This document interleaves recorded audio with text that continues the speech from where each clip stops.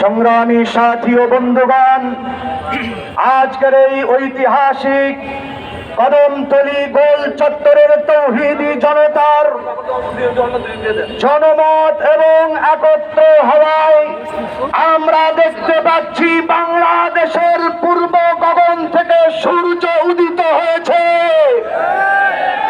বর্তমান বিশ্বের ফিলিস্তিন সম্মানিত তৌহিদি জনতা, ফিলিস্তিনের জমিন কোন সাধারণ জমিন নয়। ফিলিস্তিনের জমিনের মধ্যে হযরত ইব্রাহিম খলিলুল্লাহ আলাইহিস সালাম শুয়ে আছে। ফিলিস্তিনের জমিনের মধ্যে ইসমাঈল জবিহুল্লাহ শুয়ে আছে। এক কথায় ফিলিস্তিনের জমিনের মধ্যে আল্লাহ তাআলা যত পয়গম্বর পাঠিয়েছেন এমন কোন পয়গম্বর নাই যেই পয়গম্বরের কদম ফিলিস্তিনের জমিনের মধ্যে পড়ে নাই।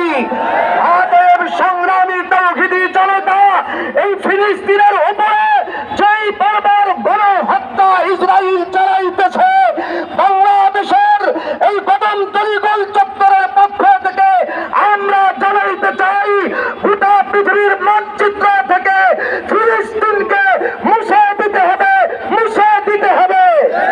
মুহতারাম ভাইরা আমার, ইসরাইলকে মুছে দিতে হবে।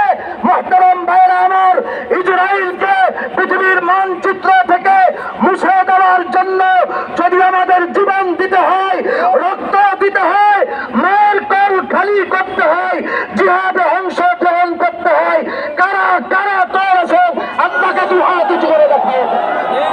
সংগ্রামী তৌহিদি জনতা, এ পর্যায়ে বক্তব্য রাখবেন হযরত মাওলানা মুফতি খাদেমুল ইসলাম মাঠুরী। বক্তব্য